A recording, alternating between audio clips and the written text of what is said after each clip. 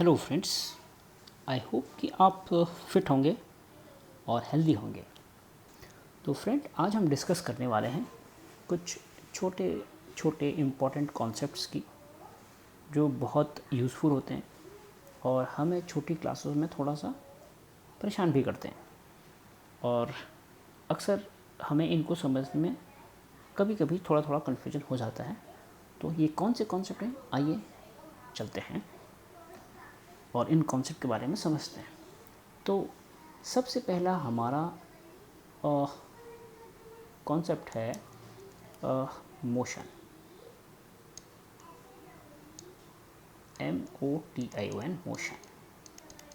अब मोशन क्या है कि माना यहाँ पर एक ऑब्जेक्ट रखा है, दिस इज़ एन ऑब्जेक्ट, और ये पॉइंट ए पर रखा है और कुछ टाइम बाद हम देखते हैं कि ये ऑब्जेक्ट मूव होके या किसी ने फोर्स लगा के या हवा से ये बी पॉइंट पे चला गया। तो ए से बी पर ये डिस्प्लेस्ड हो गया, यानी कि इतना डिस्टेंस ये डिस्प्लेस्ड हो गया। तो टाइम के साथ ये ऑब्जेक्ट अपने प्लेस से हट गया, इसी को हम कहते हैं मोशन। यानी कि किसी ऑब्जेक्ट का अपने प्लेस से डिस्प्लेस हो जाना विद टाइम, इसी को कहते हैं मोशन।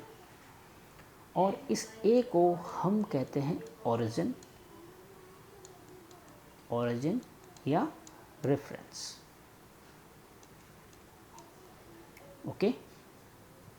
और मोशन जो है एक रिलेटिव टर्म है। मोशन क्या है? एक रिलेटिव टर्म। रिलेटिव टर्म का मतलब ये है, जैसे एक एग्जांपल के थ्रू इसको समझते हैं। जैसे यहाँ पर सपोज एक पेड़ है और ये रोड के किनारे है। चलो मान लेते हैं आम का पेड़ है। ये है हमारी रोड, ये रोड। यहाँ पर कोई व्यक्ति खड़ा है और ये व्यक्ति इस पेड़ को देखता है, तो पेड़ इस व्यक्ति के रिस्पेक्ट में जो है स्टेशनरी है, फिक्स है।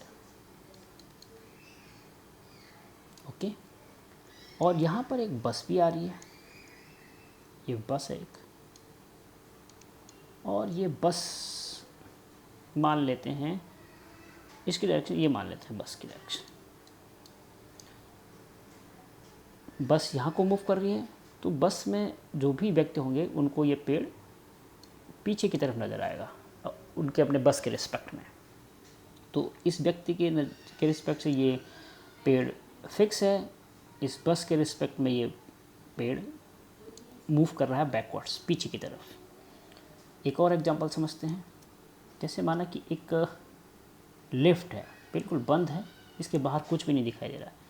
इसमें कुछ व्यक्ति सवार कर रहे हैं, सवार हैं, और वो ऊपर की तरफ लिफ्ट जा रही है। सवार हैं मतलब ये लिफ्ट के अपने पैसेंजर हैं। मान लेते हैं लिफ्ट के अपने पैसेंजर हैं और ये हमेशा चेंज होते रहते हैं पैसेंजर। आपने देखा होगा बड़ी बड़ी बिल्डिंग्स में पैसेंजर चेंज होते रहते हैं। लेकिन अब यहाँ पर हम साइंस के रिस्पेक्ट में बात कर रहे हैं, तो ये व्यक्ति जो भी इस लिफ्ट में हैं, ये एक दूसरे के रिस्पेक्ट में फिक्स हैं, स्थिर हैं, स्टेशनरी हैं।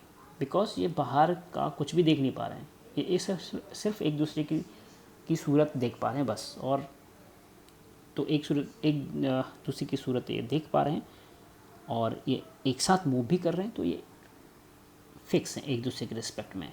लेकिन अगर एक व्यक्ति इसी लिफ्ट को कहीं बाहर से देख रहा हो, इसी लिफ्ट को यहाँ से देख रहा हो, तो उसके रिस्पेक्ट में ये लिफ्ट मूव कर रही है। ओके। तो मोशन एक रिलेटिव टर्म है जो हम एक दूसरे के एक पॉइंट से दूसरे पॉइंट के रिस्पेक्ट में हम उसको कंसीडर करते हैं। तो मोशन के टाइप की अगर हम बात कर लें, मेजरली मोशन दो टाइप का है। एक होता है यूनिफॉर्म मोशन, एम के पीछे में बिंदा लगा देता हूँ, एम का मतलब मोशन। और यहाँ पर है नॉन यूनिफॉर्म मोशन, एक यूनिफॉर्म, दूसरा non uniform motion. First it is second. Uniform motion को समझते हैं, इसके लिए हम एक काम करते हैं। सबसे पहले एक डिस्टेंस कुछ इस तरह का ले लेते हैं, इसको हम ऐसे बराबर डिस्टेंस में ऐसे कट कर देते हैं। हम मान लेते हैं कि कोई कार यहाँ से जा रही है माना, तो ये 5 मिनट में 7 किलोमीटर का डिस्टेंस तय कर रही है, अगले 5 मिनट में भी ये 7 किलोमीटर का डिस्टेंस तय कर रही है, अगले 5 मिनट में भी सेम डिस्टेंस तय कर रही है, अगले 5 मिनट में भी सेम डिस्टेंस तय कर रही है, ऐसा करते चली जा रही है। तो अगर कोई ऑब्जेक्ट सेम टाइम इंटरवल में सेम डिस्टेंस कवर करता है तो उसको हम कहते हैं यूनिफॉर्म मोशन। अगर इसका दूसरा एस्पेक्ट ले लें, वही डिस्टेंस है, अब पहले 5 मिनट में माना ये 8 किलोमीटर डिस्टेंस तय करता है। अब क्योंकि ड्राइवर चेंज हो गया है और ड्राइवर का मूड थोड़ा स्थिर नहीं है, अगले 5 मिनट में वो 10 किलोमीटर की रेस से भगा देता है किलोमीटर पर मिनट। 5 मिनट में वो 10 किलोमीटर भगा देता है, अगले 5 मिनट में वो 15 कर देता है, फिर अगले 5 मिनट में वो फिर से 6 कर देता है। तो इस तरह से वो हर एक सेम टाइम इंटरवल के लिए अलग अलग डिस्टेंस कवर करता है। तो इस तरह के मोशन को हम कहते हैं नॉन यूनिफॉर्म मोशन। और जबकि अगर वो सेम टाइम में सेम डिस्टेंस कवर करता है तो उसको कहते हैं यूनिफॉर्म मोशन। तो आई होप कि आपको मोशन का जो कॉन्सेप्ट है वो समझ आया होगा। मोशन बेसिकली ये है कि अगर change in position with time के साथ किसी ऑब्जेक्ट का पोजीशन चेंज होना, ये मोशन है। और मोशन का एस्पेक्ट्स हमने बताए हैं कि ये एक रिलेटिव टर्म है और ये यूनिफॉर्म भी हो सकता है, नॉन यूनिफॉर्म भी हो सकता है। तो नेक्स्ट चलते हैं हम डिस्टेंस वर्सेस डिस्प्लेसमेंट।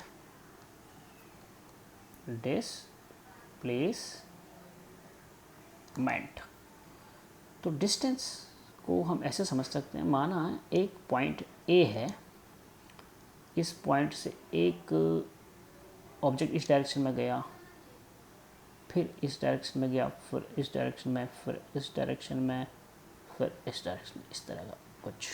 ये पॉइंट मान लेते हैं बी, ये हमारा ओरिजिन है, ये पॉइंट है जिसको हम रेफरेंस पॉइंट कहते हैं, और ये जो बी पॉइंट है ये हमारा फाइनल पॉइंट है, फाइनल पॉइंट इस ऑब्जेक्ट के लिए। और ऑब्जेक्ट मूव कर रहा है कुछ इस तरह से, इस तरह से, इस तरह से, इस तरह से, इस तरह से। मान लेते हैं ये है 20 किलोमीटर, इसको मान लेते हैं 10 किलोमीटर, इसको मान लेते हैं 15 किलोमीटर, इसको फिर मान लेते हैं 5 किलोमीटर, इसको 5 किलोमीटर मान, इसको 10 ही मान लेते हैं। कुछ छोटा छोटा लॉजिक भी तो होना चाहिए ना, क्योंकि ये 10 है तो ये भी 10 के बराबर है, 10 किलोमीटर। इसको मैं फिर 15 ही मान लेता हूँ। चलो 15 क्यों मानूँ इसको, पहले ये देख लेते हैं।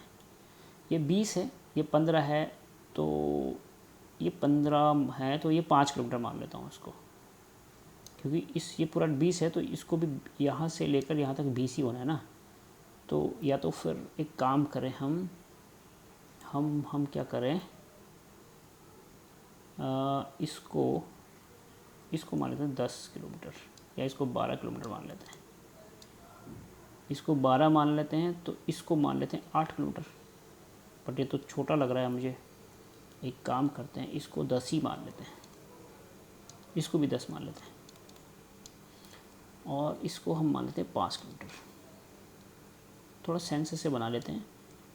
वैसे तो हम मान ही रहे हैं, मानने में कोई दिक्कत नहीं है कम ज़्यादा, क्योंकि मैं ये हाथ से ही ड्रॉ कर रहा हूँ, कोई रूलर से नहीं ड्रॉ कर रहा हूँ। तो आप थोड़ा इसको उसके कॉन्सेप्ट पे जाएं। ये और जैसे ये 20 किलोमीटर है, ये 10 है, ये 10 है, ये 5 है, ये 10 है, तो अब ये यहाँ से लेकर यहाँ भी 10 हो गया। तो अब आप देखिए इस पूरे डिस्टेंस को कितना हो गया, 20, 10 30, 10 40, 45 और 55, यानी कि टोटल डिस्टेंस कितना हो गया, 55 किलोमीटर। ओके, तो ये जो 55 किलोमीटर है, ये जो फिजिकल क्वांटिटी है हमारी डिस्टेंस, हमारे पास एक फिज़िकल क्वांटिटी है, physical quantity that is distance, उस डिस्टेंस का ये न्यूमेरिकल वैल्यू है 55 किलोमीटर। इसी को हम कहते हैं इस फिजिकल क्वांटिटी का मैग्नीट्यूड। ओके, तो डिस्टेंस, और इसको मान लेते हैं एक टाइम भी तो लगेगा जाने में, तो ये टाइम भी कंसीडर करना पड़ेगा हम। तो टाइम मान लेते हैं इसको लगा हमारा 5 घंटे तो बहुत ज़्यादा कह रहा हूँ मैं, 3 घंटे मान लेते हैं, 3 आवर्स, पहाड़ों की बात है ये समझ लेते हैं। तो 3 घंटा लगा इस 55 किलोमीटर को तय करने में इसको।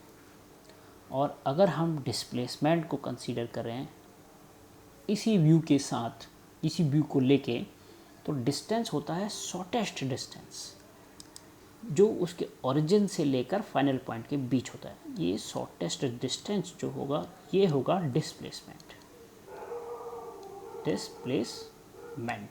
तो ये कितना होगा 10, 5, 15, तो ये हो गया आपका 15 किलोमीटर का डिस्प्लेसमेंट अपने ओरिजिन से।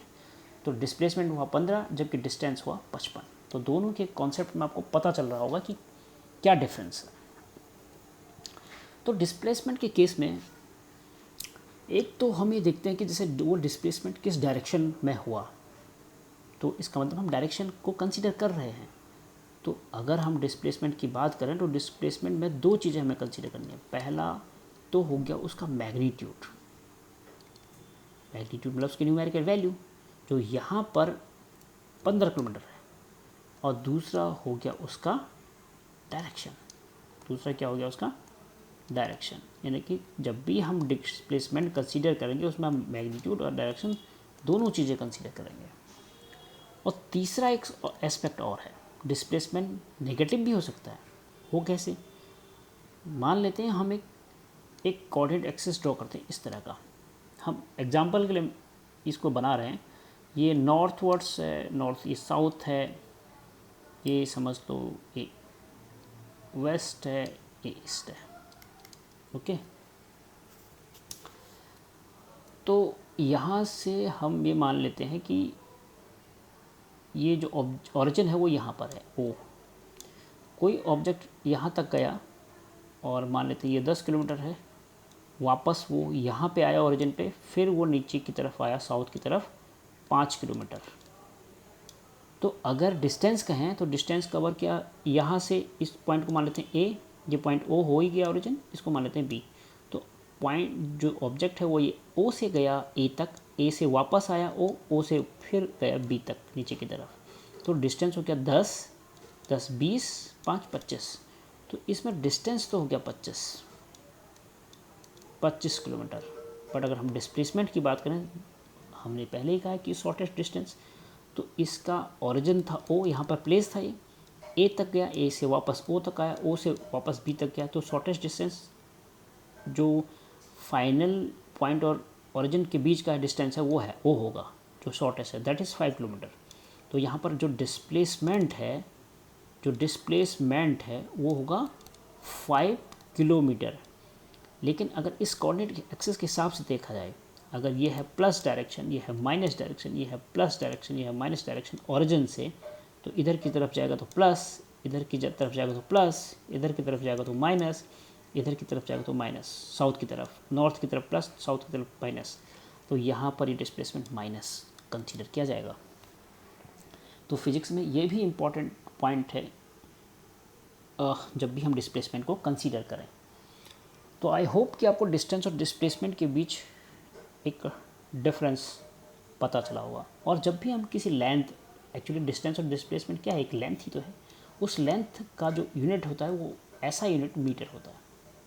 ओके, ऐसा स्टैंडर्ड इंटरनेशनल जो यूनिट सिस्टम के हिसाब से देखा जाए तो जो लेंथ का यूनिट होता है वो मीटर होता है। तो इसको भी हम नोट कर सकते हैं। नेक्स्ट हम चलते हैं स्पीड वर्सेस वेलोसिटी। मैं पहले वाली प्रीवियस पेज से इसको ड्रॉ कर लेता हूँ। पहले मैं यहाँ पर लिख लेता हूँ कि स्पीड का यूनिट होता है मीटर पर सेकेंड, या इसको हम ऐसा भी लिख सकते हैं और मीटर पर सेकेंड। ऐसा के हिसाब से, यानी कि इंटरनेशनल सिस्टम ऑफ यूनिट के हिसाब से स्पीड और वेलोसिटी का यूनिट एक ही होता है, दैट इज़ मीटर पर सेकेंड और मीटर पर सेकेंड, इसमें कोई डिफरेंस नहीं है। अब मैं आपको यहाँ से लिए चलता हूँ, स्पीड को समझाने के लिए इसी एग्जांपल का यूज़ करता हूँ। तो स्पीड जो है यहाँ पर, इसको हम एवरेज स्पीड भी कह सकते हैं। एवरेज स्पीड होता है total distance covered by the object upon total time taken. तो टोटल डिस्टेंस यहाँ पर कवर्ड हुआ था हमारा 55, टोटल टाइम था 3 आवर्स। तो ये हो गया इस स्पीड का न्यूमेरिकल वैल्यू इतना किलोमीटर पर हावर, क्योंकि यहाँ पर हावर, यहाँ पर मैंने किलोमीटर में कंसीडर किया है, यहाँ हावर में। आप इसको मीटर पर सेकंड में भी कन्वर्ट कर सकते हैं। जैसे अगर आप इसको मीटर पर सेकंड में कन्वर्ट करना है तो आप इस 55 को कर सकते हैं मल्टीप्लाई 1000 से, because 1000 metre equal to 1 kilometre. और इस 3 आवर को कंसीडर कर सकते हैं 60 से। जैसे ही आप 60 से इसको मल्टीप्लाई करेंगे ये मिनट में चेंज हो जाएगा, फिर 60 से मल्टीप्लाई करेंगे तो सेकंड में चेंज हो जाएगा। तो जो भी कैलकुलेशन करके आएगा वो मीटर पर सेकंड में चेंज हो जाएगा। तो ये बहुत बड़ी बात नहीं है चेंज करना। तो इस कॉन्सेप्ट को सिर्फ हमें ध्यान में रखना है। अगर हम अब डिस्प्लेसमेंट को कंसीडर करें, डिस्प्लेसमेंट तो हुआ था सिर्फ 15 किलोमीटर का, 15 किलोमीटर का। तो 15 kilometre upon time taken that is 3 hours. तो जो वेलोसिटी है इसकी, वेलोसिटी में जो चेंज है, देखो कितना इसके न्यूमेरिकल वैल्यू में कितना चेंज है। वो ये 15/3 है, ये 55/3 आवर। तो वेलोसिटी कहीं कम है इस स्पीड के हिसाब से, अगर न्यूमेरिकल वैल्यू को देखा जाए तो वेलोसिटी का मतलब होता है डिस्प्लेसमेंट अपॉन टाइम टेकन। जबकि एवरेज वेलोसिटी को हम लिखते हैं इनिशियल वेलोसिटी, यानी कि पहले उस ऑब्जेक्ट की जो भी वेलोसिटी है, initial velocity plus final velocity bye 2। इस पूरे को 2 से डिवाइड कर दो तो ये आ जाएगी कि एवरेज वेलोसिटी। ओके, तो लेकिन इसके एक और कॉन्सेप्ट की तरफ मैं ले जाना चाहता हूँ आपको। कॉन्सेप्ट ये है कि अगर एक स्ट्रेट लाइन है ऐसा, ये 100 किलोमीटर है मान लेते हैं, इसको टाइम लगता है करीब कवर करने में 2 आवर्स। तो यहाँ पर अगर हम स्पीड देखा जाए, एवरेज स्पीड, तो वो total distance that is 100 kilometre, total time that is 2 hour, speed तो ये आ गया। यहाँ पर वेलोसिटी v क्या आ गई 100/2, क्योंकि डिस्प्लेसमेंट बाय 2। यहाँ पर अगर हम इसको माने a, इसको माने b, जो a है इनिशियल पोजीशन या फिर ओरिजिन या रेफरेंस पॉइंट, b है फाइनल पोजीशन। तो हम ये कह रहे थे कि जो डिस्प्लेसमेंट होता है वो होता है shortest distance between the origin and final point.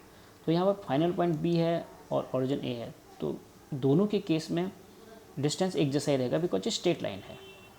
तो शॉर्टेस्ट, क्योंकि ये यहाँ से कहीं b पॉइंट से कहीं मुड़ा तो है नहीं, तो b पॉइंट पे ख़त्म हो गया।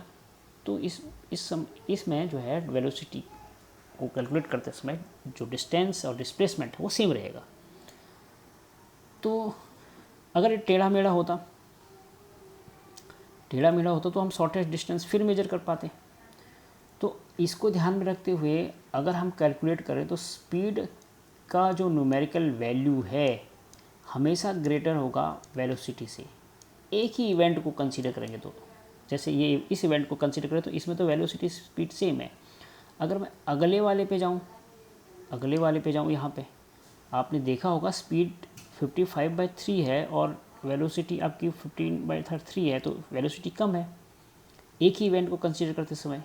तो वेलोसिटी हमेशा कम रहेगा स्पीड से जब हम एक ही इवेंट को मेजर करेंगे, या फिर बराबर रहेगा, ये कह सकते हैं। ओके, तो यहाँ से हम कह सकते हैं कि एक जो वेलोसिटी है ये कब कब चेंज हो सकता है। तो ये कब कब चेंज होगा, 3 कंडीशन में। पहला कंडीशन कब चेंज होगा, जब इसकी डायरेक्शन चेंज हो। क्योंकि हम डायरेक्शन को कंसीडर करते हैं ना इसमें। क्यों कंसीडर करते हैं? क्योंकि वेलोसिटी को कंसीडर करते हैं हमारे समय हम डिस्प्लेसमेंट को कंसीडर करते हैं। जब हम डिस्प्लेसमेंट को कंसीडर करते हैं तो हम डायरेक्शन को कंसीडर करते हैं, यानी कि जब भी डायरेक्शन चेंज होगा तो वेलोसिटी चेंज होगी, पहली बात। दूसरी बात कि अगर इसका न्यूमेरिकल वैल्यू, इसका मैग्नीट्यूड, यानी इसका अगर मैग्नीट्यूड चेंज्ड है तो वेलोसिटी भी चेंज होगा। थर्ड थिंग, अगर दोनों चेंज हैं, डायरेक्शन प्लस न्यूमेरिकल वैल्यू या मैग्नीट्यूड दोनों चेंज्ड हैं, तब भी वेलोसिटी चेंज होगा। ओके, तो